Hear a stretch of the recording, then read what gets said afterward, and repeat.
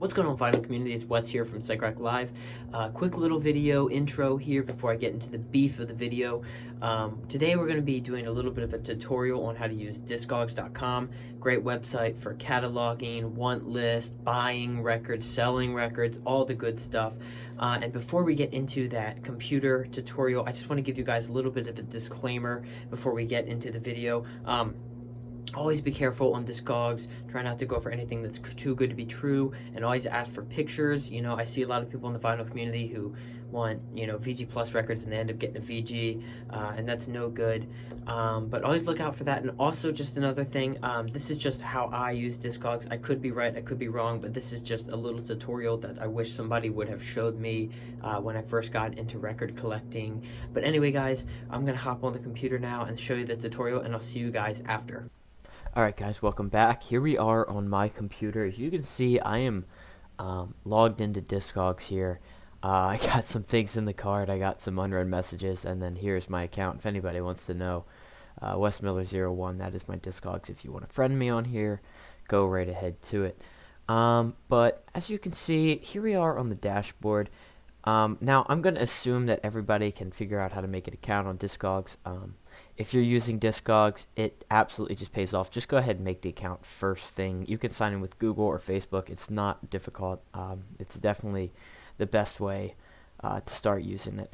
But for a few examples, I'm just going to be showing you guys some stuff about the menu, and we're just going to be kind of talking about some records and whatnot. So as you can see, this is your dashboard. This is a really cool place because this is totally catered to you. You can go ahead and add these modules and it will just show basically everything. So if I hop on and add some friend activity, here's some people I know. This is some stuff they've added to their collection, and then you can go ahead and get rid of that stuff. I'll leave it actually because that's pretty cool. But anyway, I have my purchases, so if you do order records on Discogs, this will show up. Records that you have in your want list and collection, you'll get a custom new releases, which is absolutely awesome. For example, 2 days ago, this Spain press of the Rolling Stones on CD was added to Discogs, and I can just see it if I want. And here's that new box set that's coming out. This is the file version, but if anybody has checked out the vinyl community, we have this Plastic Ono Band box set coming out. Pretty huge. Might actually get it, but that's for a different video. Anyway, and then we have these little tabs here. You can also access these tabs through this little drop-down menu. But here's collection. This is some of my collection. I'm still going through and ranking and grading some stuff. Don't judge me on all this stuff. These are rankings. I rank album, not pressing on here. So if I really like the album, or if I just haven't listened to it as much, I'll give it a pretty low rating. But I try to add notes of records as I listen to them, just so I know if I want to get a new copy at some point, or if they're bootlegs and all that stuff. But that's basically it. The collection's a great place. In this episode, I'm not gonna show you how to catalog because it can be a pretty tedious process. I'm a little more open to cataloging. I'm not super checking the dead wax on every single thing because I just have a lot of common records. I just try to get as close as possible without killing myself trying to find the exact plant and everything. Just now, if I was selling on Discogs, I would be all over it because it's really important to tell the truth on Discogs and all that good stuff. But anyway, that's the collection. Hop over to the want list. Now, this is all stuff you have to add to. You have to add your collection and want list. But I've been using it for a long time, and I got some stuff on here. Some stuff that's gettable, and some stuff that's not so gettable. Just some albums by artists that I really want. This would be great. This Revolver here, some Beatles stuff, some Mo-Fi, some Budgie. Just some typical stuff. It's cool, and I'll show you how to add to the want list. It's very easy. Lists are pretty cool. I have a private list here of records that I need new copies of. This is not full. This is just records that I have that are not in fantastic shape, so I could use new copies of them. I don't have any submissions. Submission gets a little funky. Drafts, and you can export your collection into a like a Excel sheet. Anyway, that's enough of that. Let's hop on. Let's go back to the dashboard. This is your customized dashboard, but if you want to go, you can explore the marketplace. You can explore, all here, and this is like the real dashboard of Discogs if you don't have an account. But you can go ahead and look at genres. You can look at most collected rock that's been selling, a ton of stuff. This website is huge. But for the purposes of the video, I'm just going to be showing you guys kind of how to find cheap records. So let's just pick an album, okay? Let's pick a pretty common album or something, and I'm just going to show you what I do, show you around the storefront and whatnot. So let's go ahead and pick Fleetwood Mac Rumors, okay? This is a good one. This is a great one, great album. And I have one here in my collection. So this is the main page for Rumors. As you can see right now, we're looking at 558 versions. If somehow you get here and you're not looking at all versions, say where you end up here, you end up on the 8-track, just go to the other versions down here at View All. This is going to be the main page for that specific album that you're looking at. And this is going to be really important to finding maybe a pressing you want or a format you want.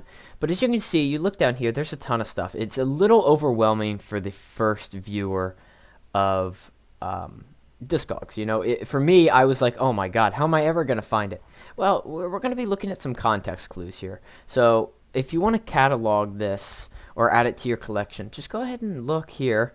I bought a vintage copy. Let's say that. I bought a copy at a thrift store. It's probably going to be an earlier press. There's a lot of reprints that circulated this album because it's just so big. But you can use context clues. Look at your label. Is the record thick or thin? There's a lot of different things that you can do. Does it have the poster? Does it have old shrink wrap like this? The hype stickers. But I'm not here to catalog. I am here to just find for sale. So if you're not picky, here's the first case. If you're not picky about what pressing you get, you want to just go navigate here, hit for sale, all of them. You want to search vinyl. I'm only talking about vinyl in this video. So here we are at vinyl. And if you just want the cheapest pressing, you want to sort to lowest. This is what I do every time. And now you will start to find pretty cheap things. Now, this is not the shipping cost. This is the actual raw cost of the record. Excuse me. This is going to just basically get you everything. But if you're like me, this is not going to work because there is still over almost 2,000 results. So what you want to do is then I sort it to USD. Now, I'll probably show a second example, but sometimes you don't always want to sort to USD because you might be looking at a press from a different country. So obviously, buying from that other country will probably save you some money because if there's a foreign press in the US, it's probably going to be upcharged a little bit just because that's how it is. So here we are now, and we're looking at vinyl Fleetwood Mac Rumors in US dollars. And now that's not always enough because when we see things like ships from Canada and we see a huge shipping, that's not really going to work for us. And now this might be a little different if you're just looking at a rare record because there are often times when there's 17 copies of a record for sale. But you just want to keep that in mind. So one good thing that's awesome is all these filters on Discogs. So ships from US, guess what? We still have 515 for sale. This is awesome. Still sort price lowest, and you're saying, okay, I want this record. I love this record. I don't want anything except the VG Plus. Well, guess what? Here you go. This is probably one of, if not the cheapest of Fleetwood Mac Rumors and a VG Plus. Now, take a look again. This is a reissue, 2011 reissue. Now we can start to see this is the cheapest, but if you want a first press, you look down here, you see this little that's got to go away. So if you want a first press like this one, double VG Plus, that does say scratch, but that's when you ask for pictures, figure some stuff out. Here it is, VG Plus, 77, pretty nice, not a reissue. Another one, this changes it. This is a Los Angeles pressing. Sleeves not graded. You want to be careful about this because it looks like this one does not have a sleeve, or sleeve not graded. Maybe ask for pictures. But scroll down the options till you find what you want. You can change some stuff if you want more. You can find reprints. This is typically what I do if I'm just buying a record. I don't really care what press. I would say for a record like this, if you're actually looking, try to stay away from these 2011 presses, because I've heard some of these represses, and they're flat. They're flat as Flat Stanley. You guys remember Flat Stanley? I have a first press of this album, and it cost me almost no money. I did not buy it on Discogs, and it sounds fantastic. Digressing. Now we're going to take a look here at a different type of record. This is a common one. This is, so far I've showed you if you're just hopping on Discogs to find a cheap record, and you don't really feel comfortable using eBay, you want to use something better. So we're going to be looking at something that gets a little more tricky. We're going to be looking at one of my favorite albums, and it's a little album called R. Zachel. Okay. So here it is, and as you can see, there's quite a significantly less amount of pressings here. There's 36 versions compared to, 500, 800 versions of that Fleetwood Mac. Now, this is something I do want to purchase on Discogs, but this is a little bit trickier. As you can see, for all pressings accounted, we have 117 for sale. That's really not going to work. That's a very small amount for sale. You can see that this is a little interesting. And when you're just looking through this list, one of the first things you want to watch out for is this little thing. Now, this is called unofficial. This means that the record is not officially pressed by this company. It's not real. Now, these are always a gamble. I'm not saying stay away from all bootlegs, but if you click on one, it's blocked on Discogs. So oftentimes you don't even have to worry about it. It's just a way of cataloging. So if you do have a bootleg, you can go ahead, add it to your collection. Anyway, this one gets a little tricky because say you're going to first press this album, this absolute psych grail. If you click on it, there's 2 for sale, and you're looking at huge amounts of money. Now, I'm just going to bop that in my want list real quick. But if you still want to copy this album, you can go ahead and look and see that there are some repressings here. There's a 2016 Europe repress that is official and doesn't go for too much and is for sale.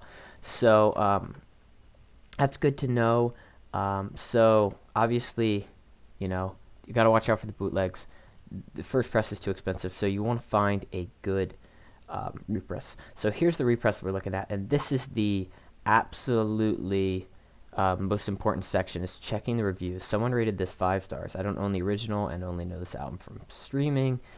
Pressing sounds good, better than digital. Pleased with the version. That's great. That's like music to your ears when you're buying something a little bit different on Discogs, because personally I've never heard of this record label in my life. We're not talking about MCA, CBS, represses, Warner. We're talking about small kind of indie companies repressing these psych grails.